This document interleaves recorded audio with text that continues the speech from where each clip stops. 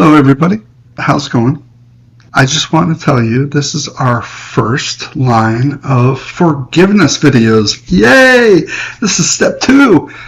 You've made it this far. That's awesome. Congratulations.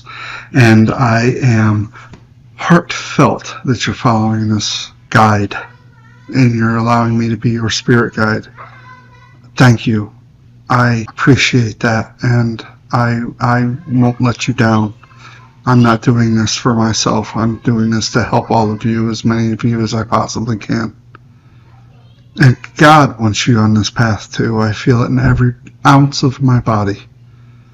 And I will do whatever I can to help you through it. So I've shortened these videos. I've created scripts I'm going to read off of now, because when I shortened my compilation video, and it was 45 minutes shorter. Oh my God. I am sorry for anyone that's done that has watched that compilation video, and I'm working on cutting things down for you, and I'm sorry. I'm trying to respect your time more. So without further ado, here we go. Let's be honest. When someone tells you to just forgive the person who shattered your world, it feels like a slap in the face, a betrayal. It feels like they're asking you to say what happened was okay, to let the person who hurt you get away with it, scot-free. But what if that's the biggest lie we've been told about healing? What if real forgiveness has absolutely nothing to do with them and everything to do with you? Today, we're not talking about that cheap pop culture forgiveness. We're talking about the kind that finally allows you to put down the crushing weight of anger and resentment so you can take back your life. When you go through a trauma, the event itself is just the beginning. The real long-term damage often comes from everything we carry afterwards. The anger, the bitterness, the constant wish for a different past. That stuff doesn't just live in our heads. It takes up space in our bodies.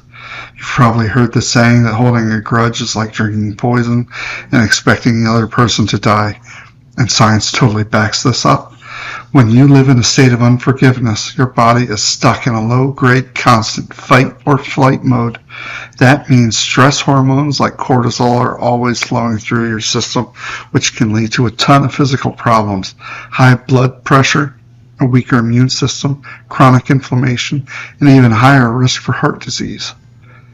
Mentally, it's just draining. When we don't forgive, our minds are hijacked. We replay what happened over and over. We imagine different outcomes. We plan our arguments that will probably never happen. It's completely exhausting. It's like leaving a dozen huge programs running in the background of your computer. It slows down everything, sucks up all your energy, and leaves zero room for anything good. And the research is clear. Holding onto anger is linked to higher levels of PTSD, anxiety, and depression. This isn't a moral failure, it's a biological fact. The weight of that emotional baggage is real, and it is heavy. But you don't have to carry it forever. You can work on it. And it can be a thing of the past. Honestly, the biggest thing that stops people from healing is a huge misunderstanding of what forgiveness even is. So before we can use it, we have to tear down the myths. Let's be perfectly clear about what forgiveness is not. First, forgiveness is not saying what happened was okay. It's not excusing or condoning anything. Harmful actions are harmful. Abuse is abuse. What happened, happened. The past is the past. Forgiveness doesn't wipe the slate clean or pretend the pain wasn't real. You can absolutely forgive someone while still holding them 100% accountable for what they did. Second, forgiveness is not forgetting. The phrase forgive and forget, that's one of the most toxic pieces of advice out there. You shouldn't try to just delete a traumatic memory. In fact, trying to do so, that is a form of denial, and it gets in the way of healing. Real healing means looking at what happened, acknowledging it, and learning how to carry that story without it weighing you down, not pretending it doesn't exist. To detach from it emotionally is not detaching from it physically. It is always there. It is with you for the rest of your life. It is a part of who you are. You do not want to get rid of it because that helped make you. Third, forgiveness is not reconciliation. This is so important. You can forgive somebody completely without ever letting them back into your life.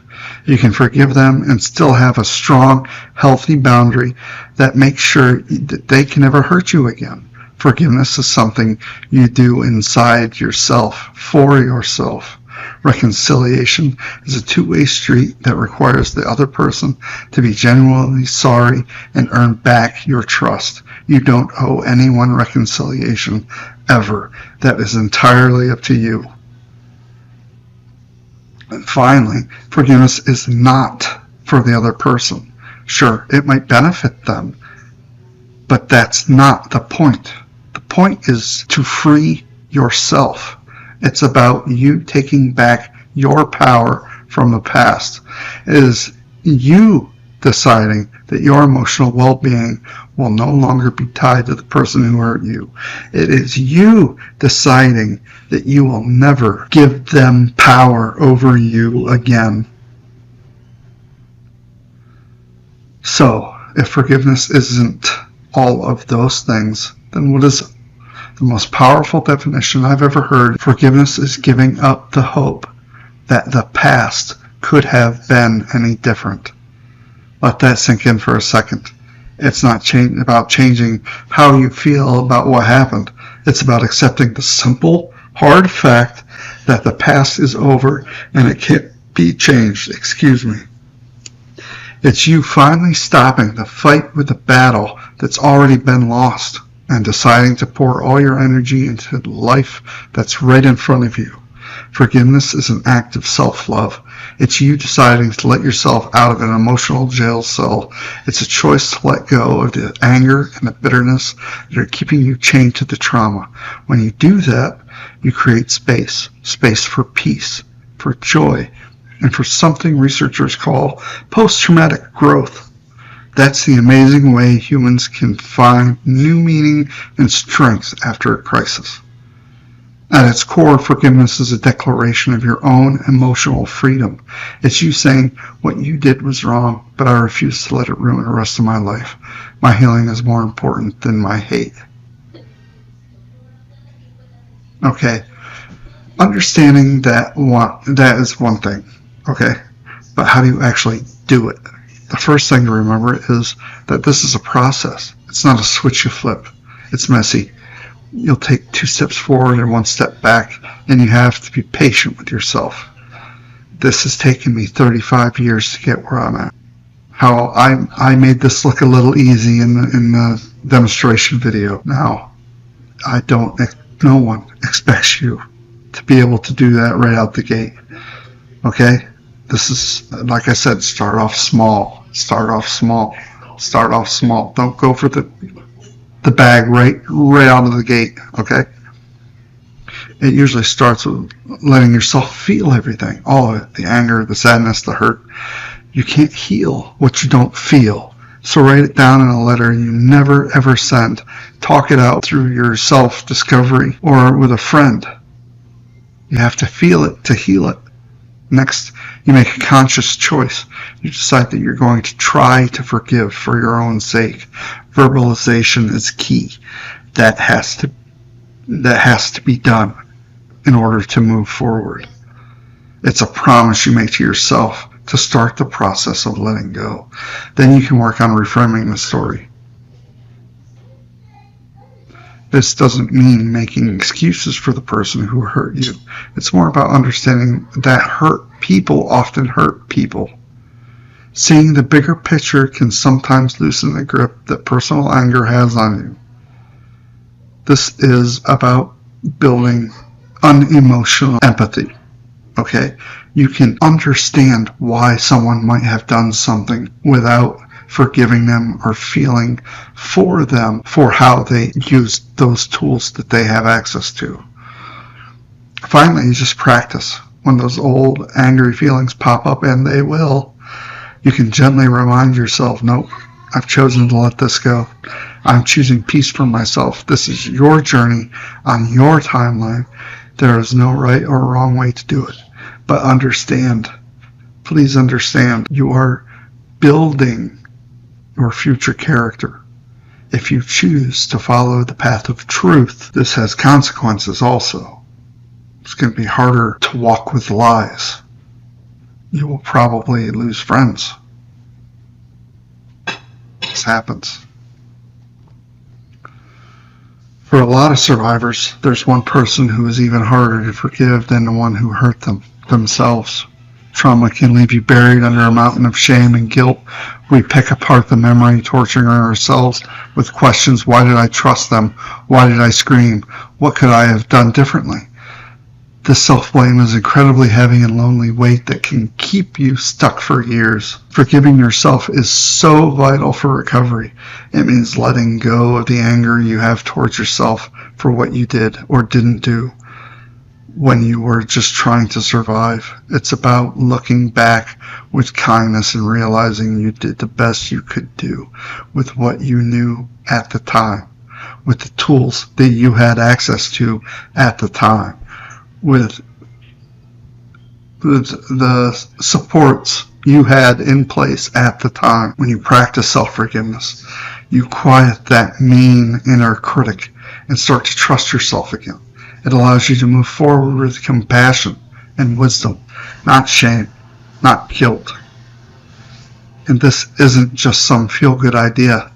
It's actual biology. Neuroscience shows us the act of forgiveness literally changes your brain. When you practice forgiveness, you strengthen the part of your brain that handles problem solving and emotional control. The prefrontal cortex, at the same time, you help calm down the brain's alarm system, the amygdala, which tends to be stuck on high alert after trauma. Brain scans show that forgiveness fires up the parts of the brain linked to empathy and positive feelings, while quieting down the parts linked to stress and endlessly replaying negative thoughts. The shift in your brain leads to the feeling of lightness and calm.